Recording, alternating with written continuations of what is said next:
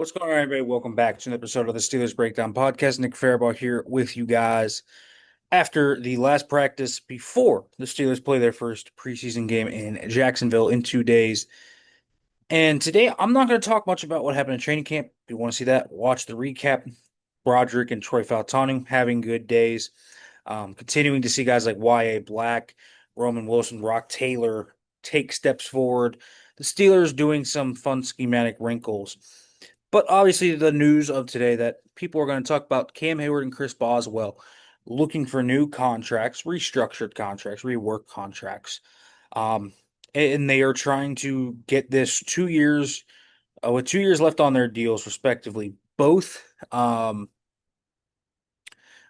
players have 2 years left on their deal. They both of them expire after the 2026 season. So the Steelers here are really not in a hard spot. You could rework these by looking and saying we should just straight up give them an extension. Okay. That's a completely fine way to go about it. Another way you could go about it is you could give them more money this year, give them more raw cash. It's what they did with Jalen Ramsey. Ramsey still does not have, of course, the guarantees really beyond this year, but what he does have is more money this year. So you could do that with Boswell, give him more raw cash. He's outside the top 10 in kickers. I think that realistically is going to change and probably should change. Um, and it's just something that I think is pretty important in general. When you look at the Steelers overall, they have $35 million in cap space, so they can afford little raises for both players.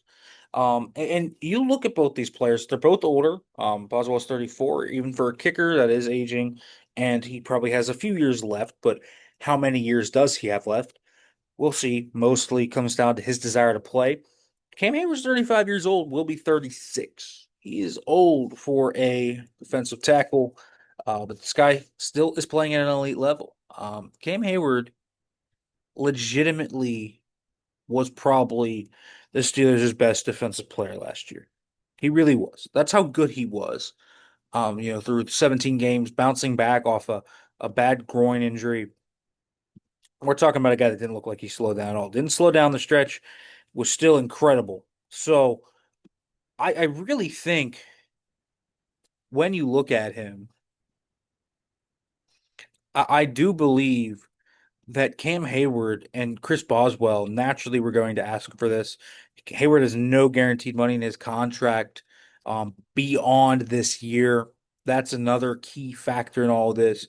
Boswell, in terms of just the market, grossly underpaid. So Boswell, I think, makes a lot of sense. Not only for Boswell, if he wants to play longer than that, do you actually allow him to get more money and satisfy that?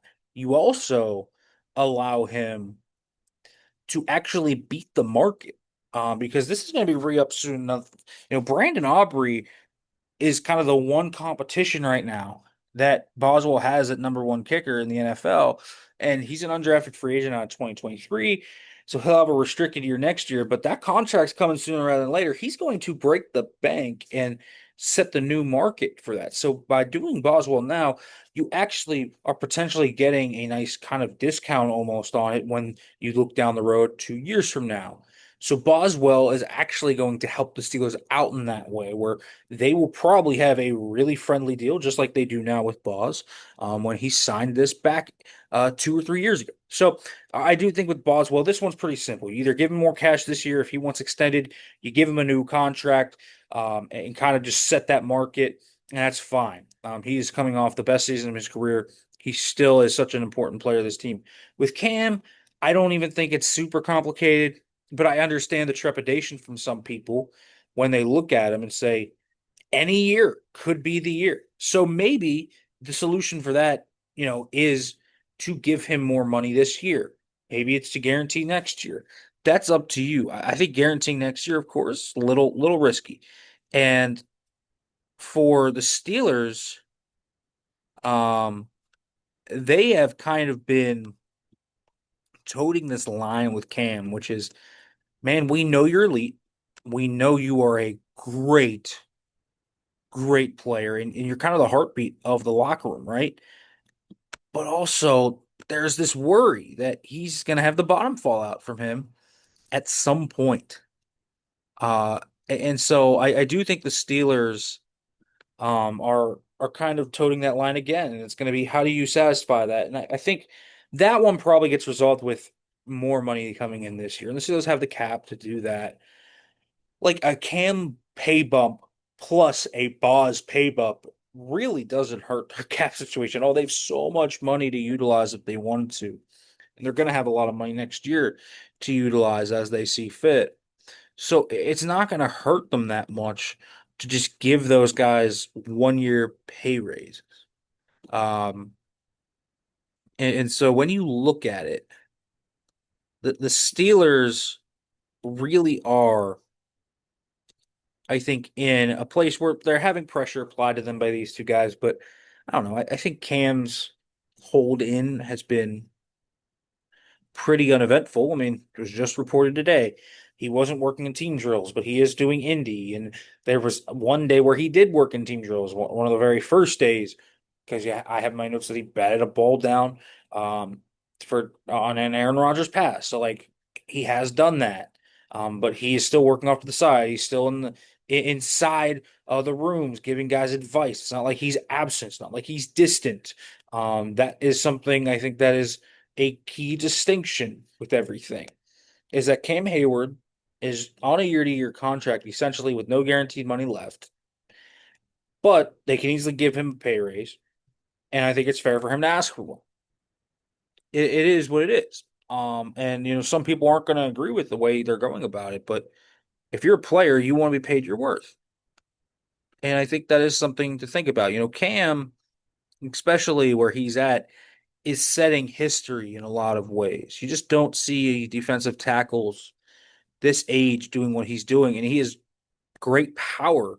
And the fact that his game is so predicated on the power side, it gives him a unique ability to age well. Look at Calais Campbell, for example. And Calais Campbell has done the team hopping thing, but Calais Campbell was still a really good football player. And, he's 38 and he's gonna be 39 and he's still playing really well. And we're talking about a guy that had 5 sacks last year at the age of 38. It's kind of crazy actually to think about it. Cam had 8 sacks at 35. When you look at Calais Campbell at 36, 37, and 38, he's had 5.5, 6.5, 5. For an interior defensive lineman, he's still been a really good football player. He's not been what he was kind of in those Jacksonville years where, you had 14.5, 10.5 there. Whereas Cam has kind of been a guy that's been consistently in that 8 to 10 range throughout his career.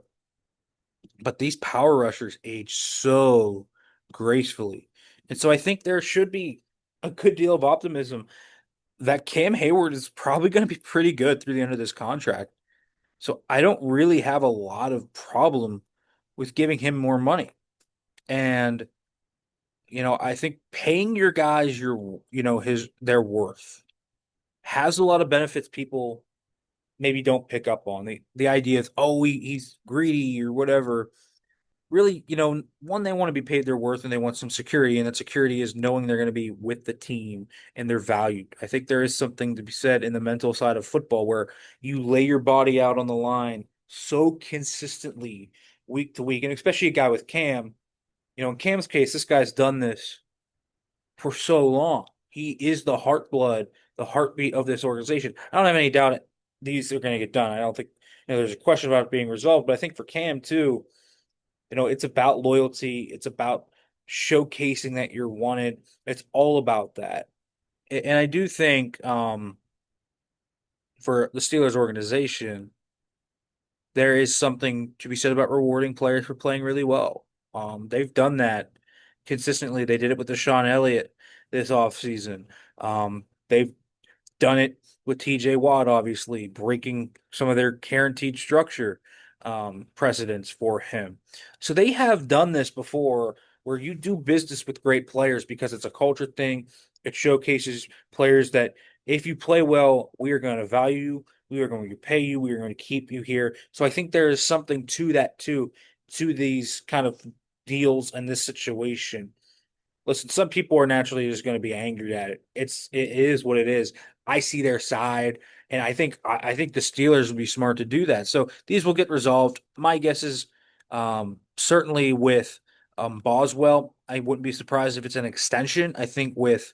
Um, I think with Hayward, it'll probably be a cash flow thing where he gets a little bump up rather than Boswell, who maybe is more of an extension candidate, could also get the cash thing, but I wouldn't be surprised if they extend him to get ahead of this market that's going to continue to get more and more expensive on the kicker side of things. All right, folks, make sure to like, comment, subscribe, turn on the notification bell for more. Thanks for watching, everyone, and I will be back tomorrow before I head down to Jacksonville. Thanks for watching, everybody.